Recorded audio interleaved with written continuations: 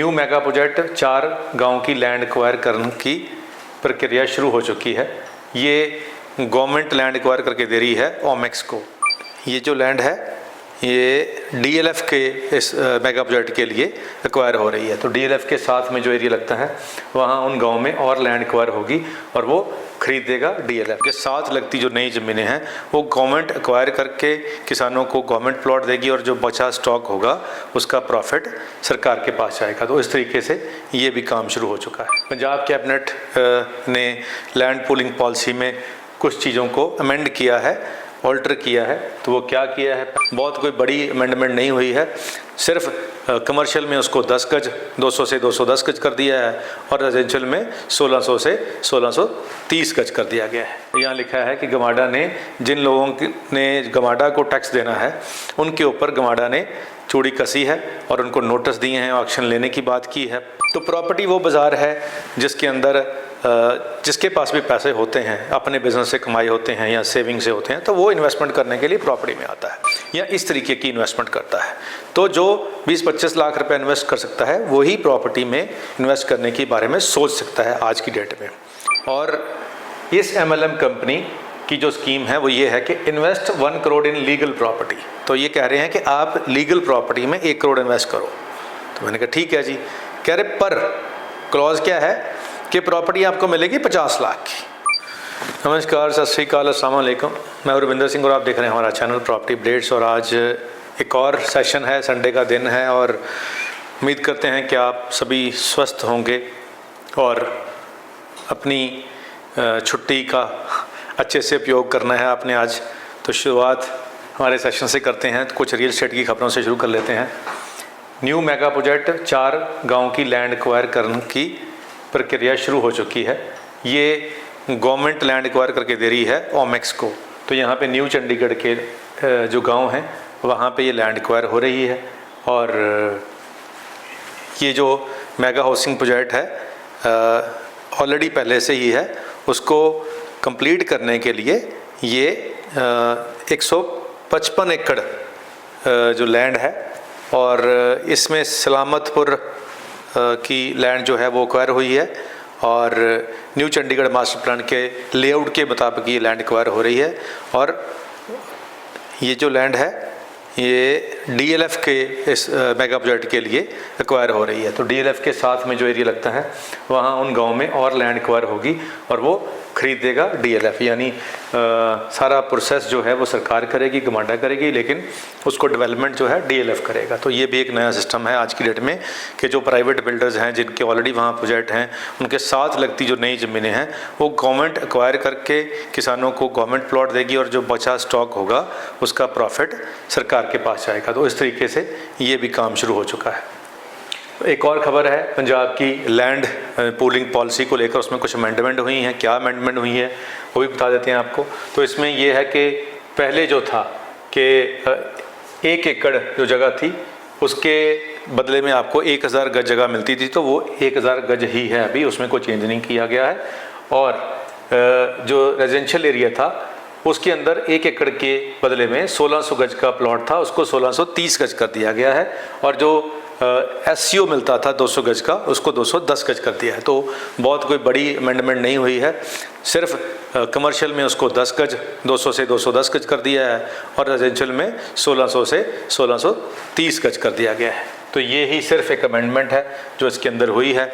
और property tax जो है वो रेवेन्यू होता है म्यूनसिपल काउंसिल्स का। जितने भी सरकारी जो एम्प्लॉई हैं उनको जो सैलरी मिलती है वो प्रॉपर्टी टैक्स से मिलती है, जो म्यूनसिपल काउंसिल के एम्प्लॉइज़ होते हैं। तो प्रॉपर्टी टैक्स बहुत कलेक्शन जो है वो ग्रो हुई है पिछले कुछ महीनों में। जो रिलैक्सेशन दी थी, जो वन टाइम सेटलमेंट वाली स्कीम लाई थी सरकार की, आप जितना आपका बकाया है प्रॉपर्टी टैक्स अगर आप भरते हो तो उस पर आपको डिस्काउंट था, तो वो 31 मार्च तक था, उसको एक्सटेंड किया गया था। तो उसके अंदर गमाडा ने भी टाइट किया है।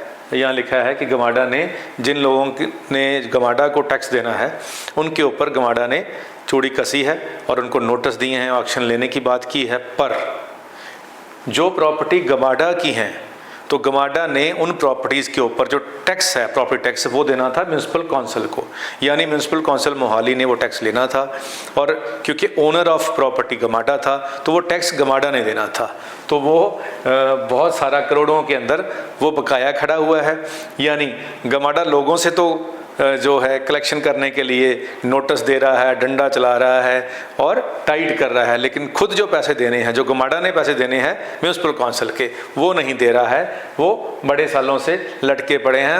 अब उसके अंदर भी जो गमाडा के अफसर हैं उन्होंने माना है कि हमें नोटिस आया है म्यूनसिपल काउंसिल की तरफ से कि भाई आप तो सरकारी इदारा हो, आप तो हमें दूसरे सरकारी इदारे को पैसे दे दो जो आपने देने हैं। और कलेक्शन गमाडा के खाते में जा रही है, लेकिन गमाडा के खाते से वो म्यूनसिपल काउंसिल के खाते में नहीं आ रही है। तो गमाडा क्या है? गवर्निंग अथॉरिटी है। अब सीवेज किसने चलाना है, सफाई किसने करानी है, वो तो म्यूनसिपल काउंसिल ने करानी है। तो म्यूनसिपल काउंसिल के पास पैसे आएंगे तभी वो काम होंगे, तो पैसे कहाँ पड़े हैं? गमाडा में। तो ये सरकार के ही अदारों के अंदर ये क्लैश यहाँ देखने को मिल रहा है। तो जब कभी अफसर से पूछते हैं तो वो कहता है जी वो तो मैं तो कल ही आया था जी, मेरे को तो अभी चार्ज हुआ है, मेरे को ट्रांसफ़र अभी हुई है मेरी, तो मेरे को तो पता नहीं है। तो जब भी आप अफसर से पूछेंगे, अंदर ऑन कैमरा पूछेंगे या ऑन द रिकॉर्ड पूछेंगे, तो वो यही कहेंगे, डिनाई कर देंगे कि जी मैं तो अभी आया हूँ, मेरे को क्लैरिटी नहीं है, हमने पूछा है, हमने लेटर डाली है, नीचे वाला बंदा लिख के देगा कितना बकाया है, मेरे पास अभी उसका रिकॉर्ड आया नहीं है, जब आएगा आपको फ़ोन कर देंगे। तो ये जवाब होते हैं सरकार के अफसरों के। कोई भी अफसर कोई भी बात ऑन रिकॉर्ड कहने से बचता है क्योंकि उसने बेचारे ने जॉब करनी होती है। लेकिन ये खबर बिल्कुल सच्ची है। अब संडे का दिन है, चलो खबरें तो सुन ही ली, अब कोई काम की बात भी कर लें, कोई नया क्या चल रहा है मार्केट में वो भी सुन लें। अब नए शोशे चल रहे होते हैं बहुत सारे, ये हो जाएगा, यहाँ प्लॉट लीजिए डबल पैसे हो जाएंगे, यहाँ पे प्रॉपर्टी बहुत बूम कर रही है, वगैरह वगैरह।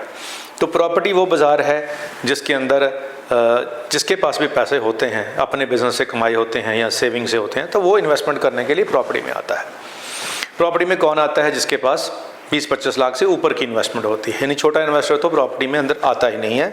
वो म्यूचुअल फंड में जाता है, स्टॉक एक्सचेंज में जाता है, या बैंक एफडी लेता है, या गोल्ड लेता है, या इस तरीके की इन्वेस्टमेंट करता है। तो जो 20-25 लाख रुपए इन्वेस्ट कर सकता है वही प्रॉपर्टी में इन्वेस्ट करने के बारे में सोच सकता है आज की डेट में। छोटे शहरों का भी यही हाल है, बड़े शहरों का तो इससे भी महंगा है। तो चलिए, एक MLM कंपनी है, मल्टी लेवल मार्केटिंग जिसको कहते हैं, उनकी जो ओनर हैं उनकी हमने पॉडकास्ट भी करा था पीछे, और वो बहुत एक्सपीरियंस है उनको पोल्ट्री का। तो उन्होंने एक स्कीम शुरू की है, तो मेरे को उन्होंने कॉल करा, कहा कि हमारी एक प्रॉपर्टी वाली स्कीम है। तो मैंने कहा जी क्या स्कीम है आपकी? तो उन्होंने, उनके जो प्रॉपर्टी में डील करते इंसान हैं, भाई साहब हैं, तो उन्होंने मेरे को बहुत डिटेल में अपनी स्कीम के बारे में समझाया। तो क्या स्कीम है आप भी समझ लीजिए। और इस MLM कंपनी की जो स्कीम है वो ये है कि invest 1 crore in legal property. तो ये कह रहे हैं कि आप लीगल प्रॉपर्टी में 1 करोड़ इन्वेस्ट करो। तो मैंने कहा ठीक है जी। कह रहे पर क्लॉज क्या है कि प्रॉपर्टी आपको मिलेगी 50 लाख की, यानी लीगल प्रॉपर्टी जो होगी, इन्वेस्टमेंट आपको करनी है 1 करोड़ रुपया।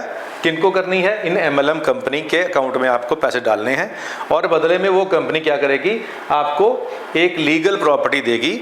बहुत सारी प्रॉपर्टियाँ आपको दिखा देंगे, उसमें से कोई प्रॉपर्टी ये आपको देंगे जो कि लीगल होगी, जिसकी आप पे नाम पे रजिस्ट्री हो जाएगी और आपको उसका पोजेशन भी मिल जाएगा।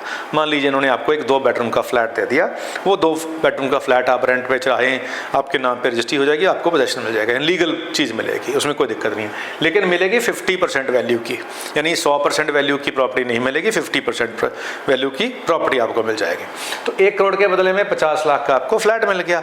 अब जो बाकी बचा 50 लाख है वो आपको ये डबल करके अगले 3 साल में वापस कर देंगे। कैसे?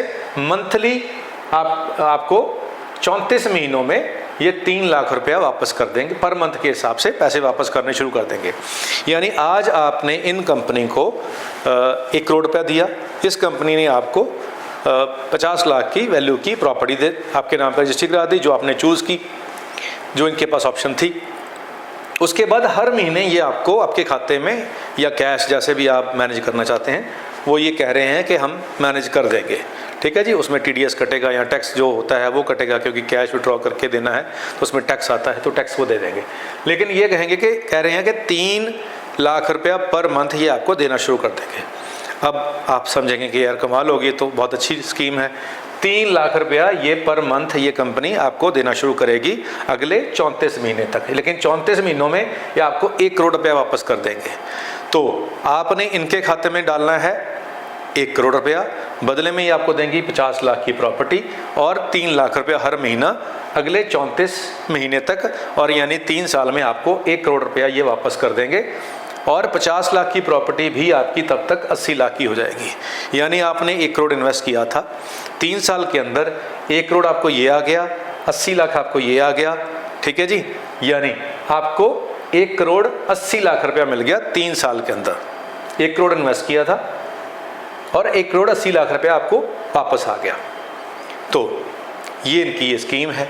अब इस स्कीम के अंदर क्योंकि MLM कंपनी है, थोड़ा डाउट आ जाता है मन में कि यार ये बहुत लोग ऐसे आते हैं कि वो चीज़ों को मल्टीप्लाई करते हैं, ऐसे करते हैं वैसे करते हैं, और ऐसी स्कीमें अक्सर हम सुनते हैं बहुत से लोगों से कि भाई ये पॉलिसी आ गई, ये स्कीम आ गई। तो ये सारी स्कीम के पीछे ये कैसे बनी, ये कैसे चली, ये इसके पीछे प्लान क्या है, पहले वो समझते हैं। मैंने जब सवाल पूछे, जो आपके मन में सवाल चल रहे हैं, वही सवाल मैंने पूछे कि ये कैसे चलेगा, तो ये प्लान कैसे काम करेगा, कैसे ये सारा सिस्टम डबल होगा।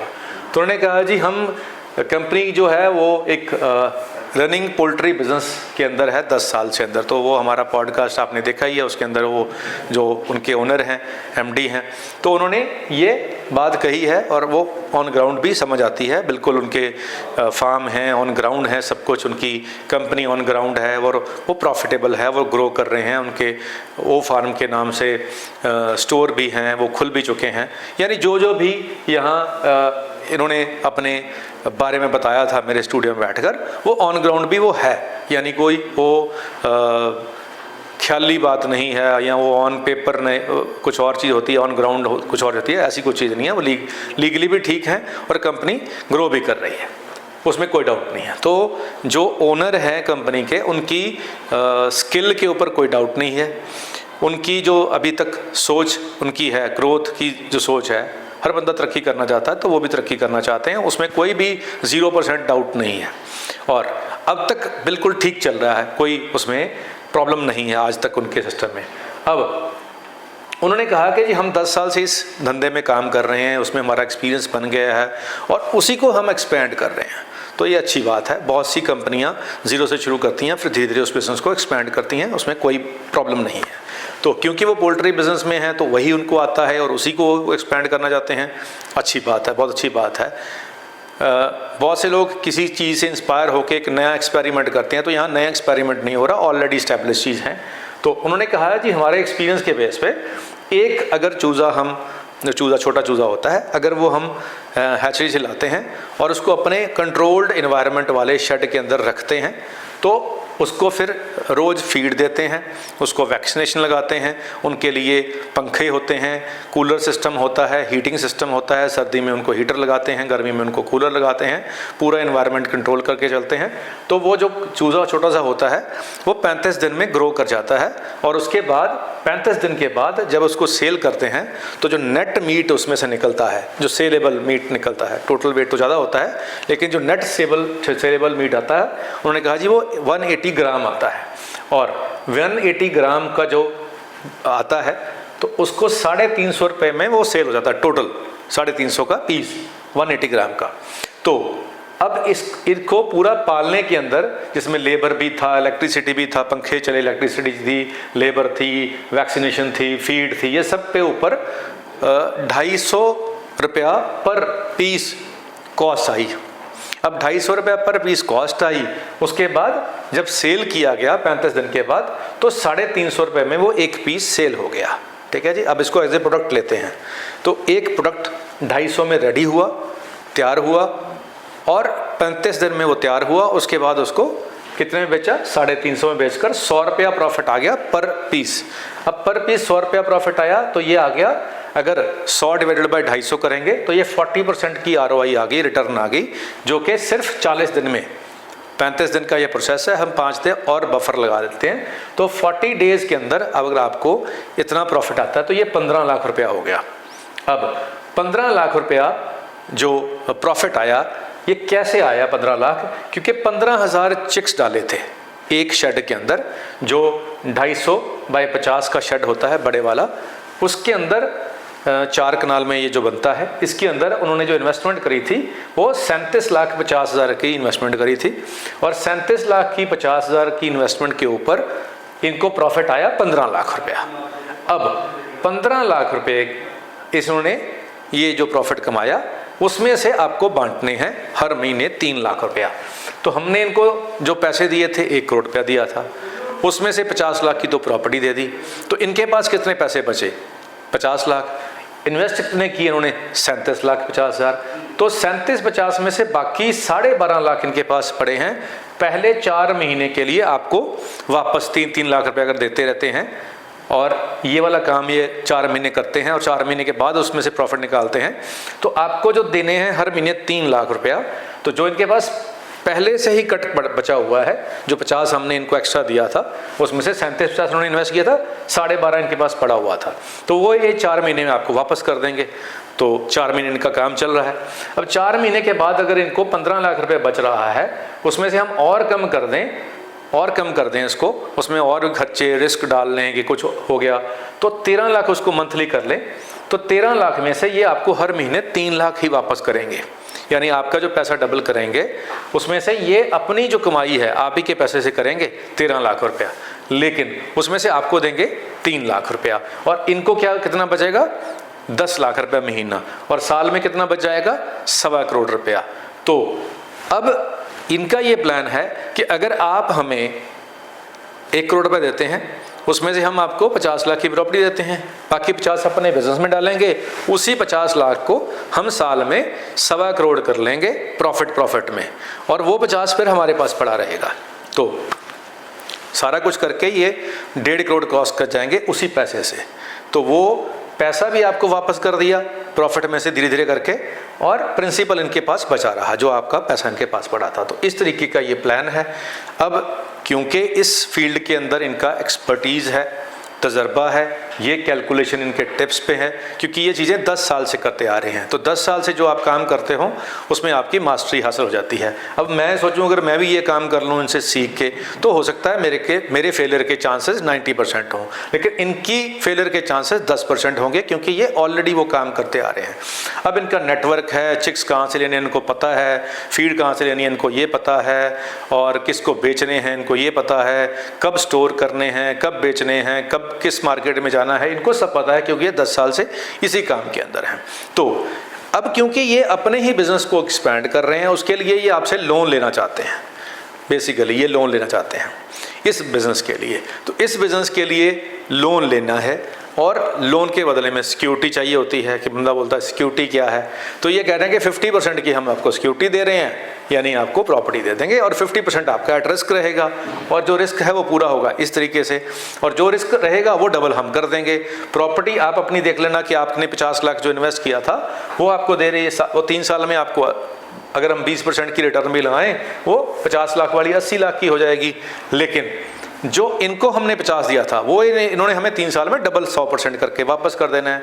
तो इनका ये कहना है कि जी इनके एक्सपीरियंस के हिसाब से ये इतने पैसों के साथ आराम से अच्छा प्रॉफिट खुद भी कमाएंगे और आपको भी प्रॉफिट कमा के देंगे। तो इस प्लान के अंदर कुछ कमियां तो ज़रूर होंगी, ये तो इनकी प्लानिंग है और इनके हिसाब से ठीक है। अब मैं अगर as a analytic point of view से सोचूं, इसमें से कमियां निकालने की सोचूं, बहुत से लोग अभी सुनते सुनते निकाल भी रहे होंगे क्योंकि हमारी नेचर है, तो मैंने भी कुछ कमियां इसमें से निकाली हैं। क्या कमियां निकाली हैं? What is negative in this plan, तो ये मैंने निकाली हैं। हो सकता है आप इसके साथ आपकी सोच मैच कर रही हो। तो पहले मैंने कहा जी मोर्टेलिटी ऑफ बर्ड्स। अब ये क्योंकि चूज़े हैं, अगर कोई बीमारी डल गई तो ये सारे मर गए, तो वो तो कुछ भी नहीं मिलेगा, वो तो उनको ज़ीरो, आपकी जो इन्वेस्टमेंट है 37,50,000 सारे का सारा ज़ीरो हो जाएगा। तो पहले मेरा ये क्वेश्चन है। उसके बाद मैंने कहा कि जी लो डिमांड होती है, अभी जो चिकन है वो नॉर्मली गर्मियों में लोग कम खाते हैं, तो अप्रैल से लेकर सितंबर तक इसकी डिमांड कम होती है। अब अक्टूबर के बाद थोड़ा शादियों का सीज़न शुरू होता है, फंक्शन शुरू होते हैं, मौसम ठीक होता है, तो तब डिमांड बढ़ती है। तो ये मेरा दूसरा पॉइंट है। तीसरा मैंने कहा कि जी ऑलरेडी बहुत कंपटीशन है, जितनी डिमांड है उतनी सप्लाई तो मार्केट में है। हमने तो कभी ये सुना ही नहीं कि जी चिकन की डिमांड ज़्यादा है और सप्लाई हो ही नहीं रही है, यानी कभी दुकान पे आप चिकन लेने को तो वो कहे जी वो तो आ ही नहीं रहा है, पीछे से स्टॉक नहीं आ रहा है। तो ऐसा तो कभी हमने सुना ही नहीं है। ये तो वो चीज़ है जो हर बंदा घर में रख सकता है। और अंडों से चूजे निकालना तो फैक्ट्री वाला काम है, जितने मर्जी निकाल लो आप। तो इसमें ऑलरेडी बहुत कंपटीशन है। ये मेरे 3 सवाल थे कंपनी से कि ये मेरे को, मैं यहाँ सेटिस्फाइड नहीं हूँ भैया। बाकी आपका प्लान जो आपने कैलकुलेशन की है, कैलकुलेशन के हिसाब से, मैथ के हिसाब से तो परफेक्ट है, उसमें तो कोई दिक्कत नहीं है। और आपका एक्सपीरियंस भी है, उसमें भी कोई डाउट नहीं है, और आप ये कर भी लोगे, इसमें भी कोई डाउट नहीं है। पर ये 3 मेरे as a negativity point of view से मेरे ये 3 सवाल हैं जो मेरे को थोड़ा लग रहे हैं कि ये मेरे को क्लैरिटी चाहिए। तो कंपनी का पॉइंट ऑफ व्यू क्या है इन क्वेश्चन के ऊपर? तो उन्होंने कहा जी मोर्टेलिटी जो होती है, यानी मरने की जो दर होती है चूज़ों की, वो अगर ओपन शेड में हम उनको रखते हैं तो वहाँ बहुत ज़्यादा होती है, क्योंकि वहाँ वायरस भी बाहर से आता है और वहाँ पे टेम्परेचर से भी, हीट से भी मर जाते हैं, ठंड से भी मर जाते हैं। लेकिन उन्होंने कहा जो एनवायरमेंटल कंट्रोल वाला शेड होता है उसके अंदर ये 5% ही होती है मोर्टेलिटी, यानी कुछ होता है तो 5% होता है, क्योंकि उसकी मैनेजमेंट बढ़िया होती है। अब कोई एक्सीडेंट हो जाए, कोई आग लग जाए, कोई सारे फ़ैन ही बंद हो जाएं 4-5 दिन के लिए, तो मोर्टेलिटी ज़्यादा हो सकती है, लेकिन वो किसी एक बैच में होगी, पूरा साल नहीं होगी। यानी लॉस हुआ तो एक बैच हमारा ख़राब हो सकता है। तो उन्होंने कहा जी हमने आपको जो कैलकुलेशन दी है, साल का आपके पैसे थे 37 लाख रुपीज़ और हमने उससे प्रॉफिट कमाना था 1 करोड़ रुपया, और अगर उसमें एक पूरा बैच भी ख़राब हो जाए तो भी हमारा लॉस 37 से ऊपर नहीं है। फिर भी हमारे पास सफिशिएंट फंड हैं आपको देने के लिए, क्योंकि वो 13 लाख रुपए महीना कमा रहे हैं, हमें 3 लाख ही दे रहे हैं, बाकी 10 उनके पास ही है। तो सारे का सारा रिकवरी उनका 2 महीनों में, 3 बैचों में हो जाएगी, अगर सारा भी लॉस होता है। तो चलिए यहाँ इनकी बात, ये इनका पॉइंट ऑफ व्यू है। मैं संतुष्ट हूँ नहीं हूँ, आप संतुष्ट हैं, ये ज़्यादा इंपॉर्टेंट है। उसके बाद उन्होंने कहा जी हॉट जो मंथ होते हैं उसमें मोस्ट ऑफ द कंपनीज जो हैं, जितनी भी कंपनीज हैं जो इस फील्ड में काम कर रही हैं, वो स्टोर करती हैं सीज़न के लिए, क्योंकि जब सीजन आता है तब एकदम से डिमांड आती है, तब उतना इमीडिएट तो प्रोड्यूस नहीं कर सकते, तो पहले से स्टोर करके रखते हैं। तो स्टोरेज ये कहते हैं कि अब तो फ्रीज़र हैं, कोल्ड स्टोरेज चेन है, अब तो यहाँ पे अब यहाँ कोई समस्या नहीं है, पूरे इंडिया में ये है और आप खुद भी स्टोर कर सकते हैं। तो इन्होंने कहा जी सीज़न के लिए स्टोर करते हैं, सारे के सारे बड़े ब्रांड हम भी जो हॉट मंथ है उसमें स्टोर करेंगे और इसको कंटिन्यू रखेंगे सारा साल। चलिए ये इनका पॉइंट ऑफ व्यू है। संतुष्ट नहीं होना वो आपके हाथ में है। तीसरा उन्होंने कंपटीशन की जो मैंने बात की कि बहुत सारा कंपटीशन है, तो उन्होंने कहा जी कंपटीशन तो है लेकिन वो लोकल मार्केट में हो सकता है, जो ओपन मार्केट है, जिनको कवर्ड नहीं किया गया है। लेकिन जो ये कवर्ड एनवायरनमेंट के अंदर चूज़ों से चिकन बनते हैं, जिसको ब्रॉयलर कहते हैं, इनकी जो सप्लाई है वो इंडियन आर्मी को हो रही है, या ये जो ब्रांड्स हैं KFC, मैकडी, उनको हो रही है और ये ग्रो हो रहे हैं। तो उन्होंने कहा कि जी आप ये देखें कि अगर पहले इंडिया के अंदर 100 KFC थे, 100 मैकडी थे, तो आज वो 100 से बढ़कर 500 हो चुके हैं। तो बिल्कुल सही बात है। उसके अलावा बारबेक्यू नेशन है और पायरेट ऑफ द ग्रिल्स हैं और भी नॉन वेज रेस्टोरेंट हैं, वो भी ग्रो ही होते जा रहे हैं। तो जितने रेस्टोरेंट और खुलेंगे उतनी वो और डिमांड क्रिएट होती जा रही है और उतनी उनको स्टोरेज भी चाहिए होती है। यानी वो ये नहीं है कि आज जितनी डिमांड है उतना ही रखेंगे, वो पीछे बैकअप करके रखते हैं 2-3 महीने का, उनके पास स्टोरेज होती है। तो वो कहते हैं एक तो वो है।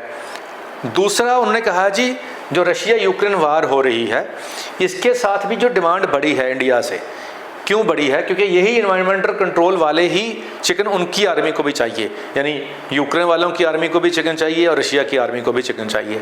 और इन दोनों के जो सारे सिस्टम हैं वो तो ऑलरेडी ख़त्म हो चुके हैं, यूक्रेन में तो कोई बचा ही नहीं है और रशिया में भी बिजनेस ठप हो चुके हैं। तो इन दोनों को जो नीड है वो भी अभी इंडिया से ही जा रही है। तो अभी क्योंकि वो हार्मोन्स वाला रास्ता बंद है तो अभी वो खुल जाएगा, तो ये यहाँ से फिर स्टोरेज जो इनकी कर रखी है वो यहाँ से सप्लाई चेन शुरू कर देंगे। तो उन्होंने कहा जी ये भी एक सिस्टम है जिसने ग्रोथ मतलब फ्यूचर मार्केट खोली है। और हम जब कहते हैं कि यहाँ सप्लाई करेंगे तो और भी बहुत सारी कंट्रीज़ हैं उसके आसपास जहाँ हम यहाँ से सप्लाई कर सकते हैं, क्योंकि ये वाली जो बड़ा सेटअप होता है ये 100 करोड़ के प्लांट्स हैं जिसमें ये सारा चिकन को वो ड्रेसिंग करने के, कटने के बाद वो पैकिंग करते हैं। तो ये बड़ा सिस्टम होता है। तो ये हर कंट्री में नहीं लगे हुए हैं, यानी पाकिस्तान में नहीं लगे हुए हैं, श्रीलंका में नहीं है, या बांग्लादेश में नहीं लगे हैं सप्लाई के हिसाब से, तो इंडिया में ही है। तो ये इनकी बात, ये से मैं इनका पॉइंट ऑफ व्यू है। तो अब इसमें आ गया जी कि what you think about it, आप इसके बारे में क्या सोचते हैं, यानी मैं क्या सोचता हूँ और आप क्या सोचते हैं। तो अब हमने प्लान भी डिस्कस कर लिया, जो कंपनी ने कहा कि हम ये करते हैं, और उसकी नेगेटिव बातें भी हमने डिस्कस कर ली, और उनके आंसर भी हमने डिस्कस कर लिए। अब है कि इन सब के बाद मेरे को क्या लगता है या आपको क्या लगता है। जो आपको लगता है आप कमेंट में कर देना कि आपको ये लगता है। जो मेरे को लगता है, मैंने कहा इन माई पॉइंट ऑफ व्यू ये जो प्लान है ये गुड है 10 से 15 प्रोजेक्ट तक। अगर ये ऐसे 10 से 15 प्लांट लगा लेंगे तब तक तो ये वायबिलिटी ठीक निकल आएगी, क्योंकि जो इनका एक्सपोजर है उसके हिसाब से 10-15 प्लांट्स का जो स्टॉक आएगा उतना ये मैनेज कर लेंगे। इतना तो पंजाब, हरियाणा, हिमाचल, जे&के की मार्केट के अंदर ईजिली अब्जॉर्ब हो जाएगा। इतना स्टॉक तो कोई बड़ी बात नहीं है, क्योंकि बहुत बड़ी मार्केट है। 15,000 चिकन और 180 ग्राम कोई बहुत बड़ी चीज़ नहीं है। तो 10 से 15 यूनिट तो आराम से इस प्लान में मेरे को लगता है कि कोई दिक्कत वाली बात नहीं है, ये तो हो जाएंगे। अब अगर ये मासेस की बात करेंगे, ये 1000 ऐसे यूनिट की बात करेंगे, तो मेरे को लगता है कि क्वेश्चन मार्क है। इतना बड़ा सेटअप स्टेप बाय स्टेप चले तो बढ़िया है। दूसरा, growth of the company depends on the professional approach of the management also. अब जो मैनेजमेंट है, देखो उनकी हर बंदे की ये सोच होती है कि वो तरक्की करे, और हर बंदा प्लान भी वैसे करता है, लेकिन हर बंदा कामयाब नहीं होता है। बहुत से लोग बहुत बार फेल होते हैं, फिर जाके कामयाबी मिलती है। तो इस कंपनी को कामयाबी मिलेगी या फेलियर मिलेगी ये ऊपर वाला जानता है। फिलहाल हम प्रोटेक्ट नहीं कर सकते हैं। हाँ, जो प्लान है वो ठीक है, अगर उसको प्रोफेशनली तरीके से ये करते रहेंगे, और अपनी सप्लाई चेन जो है, देखो इनको प्रोड्यूस करने में कोई दिक्कत नहीं है। यानी एक शेड किसी को बोलेंगे, आप देखने वाले मेरे जो सामने अभी बैठे हुए हैं टीवियों के सामने या मोबाइल के सामने, उनमें से बहुत लोग हैं जो इतने पैसे 1-1.5 करोड़ रुपया इन्वेस्ट कर सकते हैं, कोई दिक्कत नहीं है। हज़ारों लोग ऐसे होंगे, हज़ारों प्लांट भी लग जाएंगे। लेकिन हज़ारों प्लांट से लाखों केजी, टनों में जो चिकन नया प्रोड्यूस होगा, जो ऑलरेडी मार्केट में है, उसको आगे फिर सप्लाई कहाँ करनी है। अगर ये कंपनी उसमें ऑर्डर ले लेती है, प्रोफेशनली काम कर लेती है, तो ये प्लान को ये मतलब 1000-2000 प्लांट तक भी ले जा सकते हैं, फिर कोई दिक्कत नहीं है। कि अगर इनके पास कंजम्पशन है, कंज्यूमर मार्केट जो इंडिया की ग्रो हो रही है वो तो हो ही रही है, उसमें तो कोई दिक्कत है नहीं। लेकिन आउट ऑफ कंट्री भी बहुत सी ऐसी कंट्री हैं वो जो इंडिया से मंगवाती हैं, जैसे यूएई, दुबई, ये यूएई है, और जो अरब कंट्री हैं ये यहीं से मंगाते हैं। और भी कंट्रीज़ हैं जो जिनकी अपनी सप्लाई चेन उतनी बढ़िया नहीं है, वो इंडिया से मंगाते हैं। तो अगर ये वो ऑर्डर ले लें तो डेफिनेटली है ये जो इनका प्लान है, क्योंकि उसमें मार्जिन अच्छे हैं, और अगर अच्छे मार्जिन हो तो अच्छी तरीके से आप मार्केटिंग कर सकते हैं, एम्प्लॉई हायर कर सकते हैं, सब कुछ कर सकते हैं। तो अगर ये प्रोफेशनली काम करेंगे तो इसमें ये ग्रो कर सकते हैं, इसमें कोई डाउट नहीं है। बहुत दुनिया के जो सक्सेसफुल लोग हैं वो इंडिया से निकले हैं। तो चलिए उम्मीद करते हैं कि ये भी वैसे ग्रो करें। हमारी तो शुभ इच्छाएं इनके साथ हैं, क्योंकि ये मेहनत कर रहे हैं, और ये हाथ से मेहनत कर रहे हैं। ये कोई ऑनलाइन प्लेटफॉर्म नहीं है, ये चूज़े रखना, उसको फिर ग्रो कराना, फिर उसको आगे सप्लाई करना, ये मैन पावर का काम है, हाथ का काम है। तो इसमें अगर कोई मेहनत कर रहा है तो डेफिनेटली उसको कामयाबी मिलनी चाहिए, मेरा ये मानना है। अच्छा, उसके बाद क्या है, अब अगर आपके पास, यानी जो देख रहे हैं, आपके पास कोई ऐसा आइडिया है जो आपको लगता है कि जी ये बिज़नेस में मैं काम कर रहा हूँ और इसमें मेरे को महीने का 10 से 15% मंथली सेल के ऊपर रेवेन्यू आ रहा है, कोई भी आप काम कर रहे हैं, मान लो आप एक ऐसी तरीके से कोई फूड चेन चला रहे हैं। एक भाई साहब हैं, वो एक स्मॉल टाउन से हैं, और वो स्मॉल टाउन से हैं तो वो उनके जो कुलचे छोले हैं वो बहुत मशहूर हैं, तो उन्होंने उसकी फ्रेंचाइजी दे दी है, 4-5 फ्रेंचाइजी बना दी हैं। अब वो फ्रेंचाइजी से भी पैसे अर्न कर रहे हैं, क्योंकि उनकी वो रेसिपी है वहाँ पे बड़ी फेमस है, और वो बड़ी लाइन लग के वो सामान बिकता है। अमृतसर में ऐसे बहुत से ब्रांड हैं, जम्मू में भी ऐसे होंगे, श्रीनगर में भी होंगे, हर शहर में, लखनऊ में है, हैदराबाद में है।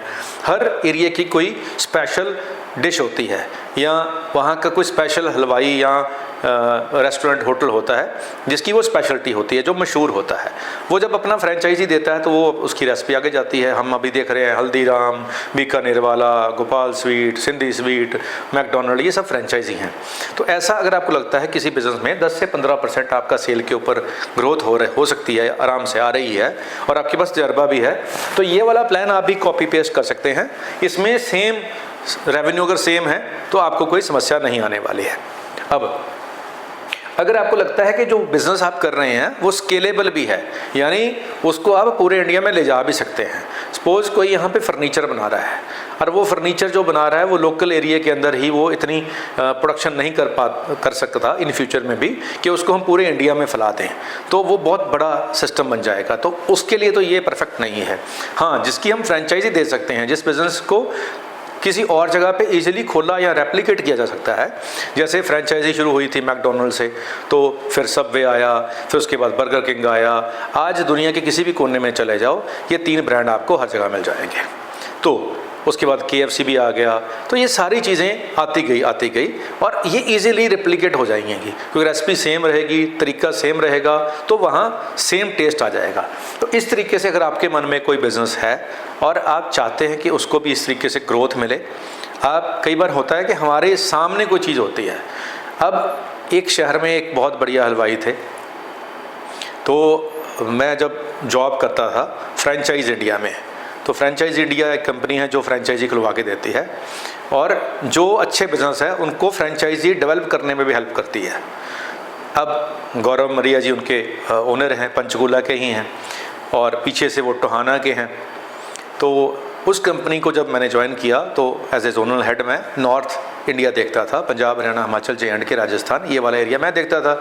दिल्ली में हमारा ऑफिस था, तब वहाँ पे लोग हमसे सलाह लेने आते थे। महारानी बाग में ऑफिस था दिल्ली में, तो लोग हमसे सलाह लेने आते थे कि मेरे पास 1 करोड़ रुपया पड़ा हुआ है, तो मैं क्या बिज़नेस शुरू करूं। तो फ्रेंचाइज इंडिया में वहाँ पे 16,000 रुपया फ़ीस होती थी 1 घंटे की, यानी 1 घंटा आप हमसे सवाल जवाब कीजिए, जो जानकारी लेनी है। तब ये डिजिटल युग नहीं था, तब इतना ये ऑनलाइन क्लासेस नहीं थी, तब जूम नहीं था, तब फिज़िकली लोग आते थे। तो वो 2009 की बात है। तो 2009 में जब मैं फ्रेंचाइज इंडिया में जॉब करता था, तब 16,000 रुपया दे के, तब 16,000 रुपया देकर कोई बंदा सलाह लेने आता था तो वो जेन्युइन बंदा होता था, यानी उसके पास पैसे होते थे। तब उसको हम क्या गाइड करते थे कि आप गीतांजलि का शोरूम ले लीजिए, इसमें आपको इतना ROI आएगा, 12% 13% आपको रिटर्न आ जाएगी। तो ये कुछ हम वहाँ करते थे। उसके बाद क्या हुआ कि वो एग्जीबिशन भी करती है वो कंपनी, फ्रेंचाइज इंडिया मैगजीन भी आता है, तो वहाँ से कुछ चीज़ें हमने सीखी और कुछ ब्रांड को मैंने भी अप्रोच किया कि जो आपका फ्रेंचाइजी मॉडल डिज़ाइन कर देते हैं, तो उन्होंने कहा जी कर दो। तो कुछ, अब मैं उनका नाम नहीं लूँगा, वो प्रमोशन हो जाती है, लेकिन वो ऑफ द रिकॉर्ड है, उनकी मर्जी के बिना उनका नाम नहीं ले सकते, लेकिन उनके फ्रेंचाइजी हमने तैयार करवा दिए। अब सेम कंपनी जो है, ये जो कंपनी जिसका ये प्लान है, इन्होंने भी अपना फ्रेंचाइजी मॉडल लॉन्च किया है कि इनके ओ चिकन के नाम से आउटलेट होंगे, जिसके अंदर इन्हीं का ही प्रोसेस किया हुआ चिकन होगा। उसमें साथ में आपको फाइन डाइन भी मिलेगा, यानी बैठकर भी आप वहाँ पे खा सकते होंगे। तो ये भी इन्होंने लॉन्च कर दिया है, उसका भी फ्रेंचाइजी इन्होंने डेवलप किया है। तो उसका एक फ़र्स्ट फ्रेंचाइजी यहाँ पे TDI में खोल भी दिया है इन्होंने। तो ये भी इनका प्लान है। ऐसा अगर आपका भी कोई प्लान हो तो आप मेरे से शेयर कर सकते हैं, उसको एक्सपेंड करने में भी मैं आपकी हेल्प कर सकता हूँ। और ये सब कुछ फ्री ऑफ कॉस्ट है। वहाँ तो 16,000 लेते थे, यहाँ 16,000 भी नहीं ले रहे हैं, 16 रुपये भी नहीं ले रहे हैं, चाय भी अपने पल्ले से पिलाएंगे। अगर आप कोई सलाह लेने हमारे पास आओगे, मोस्ट वेलकम है।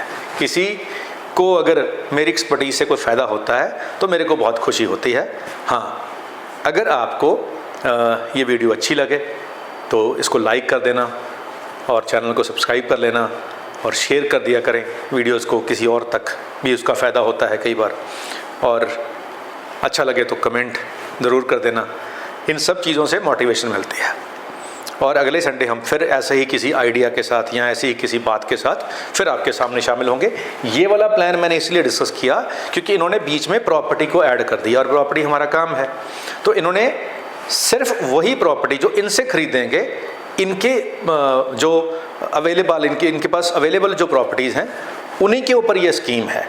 यानी सारे बाज़ार की प्रॉपर्टीज़ के ऊपर ये स्कीम नहीं है, जो इनके पास अवेलेबल है। तो इनके पास कौन सी अवेलेबल है, वो मेरे पास भी अवेलेबल हैं। तो इनसे फिर वो बात हुई कि अगर आप कर ही रहे हैं तो प्रॉपर्टी हमें आप शॉर्टलिस्ट करके बता दें। तो इनकी जो कंपनी को कोई लोग और भी अप्रोच करेंगे इस वीडियो के अलावा भी, जो ये खुद मार्केटिंग कर रहे हैं, तो वो भी अगर कोई प्रॉपर्टी लेंगे तो वो मेरे से ही लेंगे, यानी उसमें भी ये कंपनी मेरी सर्विस ले रही है। तो अगर कोई हमारी सर्विस ले रहा है और उसका कोई प्लान है और वो अगर मैं लोगों तक पहुंचा सकता हूं तो इन रिटर्न मैं भी पहुंचा रहा हूं। अब इन बात को, इसको मानना नहीं मानना वो आपकी मर्जी है।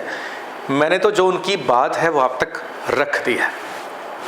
अगर आप चाहते हैं इसको और डिटेल में समझना, इसके प्रोन्स एंड कॉन्स और क्या हैं वो आप स्टडी करना चाहते हैं, बैठ के समझना चाहते हैं, मोस्ट वेलकम है। सैटरडे संडे मैं ऑफिस में अवेलेबल होता हूं, आप आएँ, आके इस बात को डिटेल में समझें।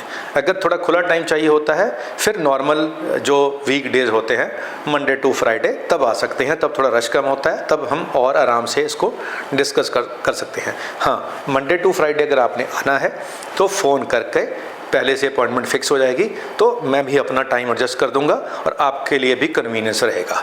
हाँ, सैटरडे संडे फ़ोन करने की ज़रूरत नहीं है, आप आ सकते हैं, कोई दिक्कत नहीं है, बट रश होता है, टाइम लिमिटेड होता है। तो मोस्ट वेलकम है जी, जब मर्जी आएँ।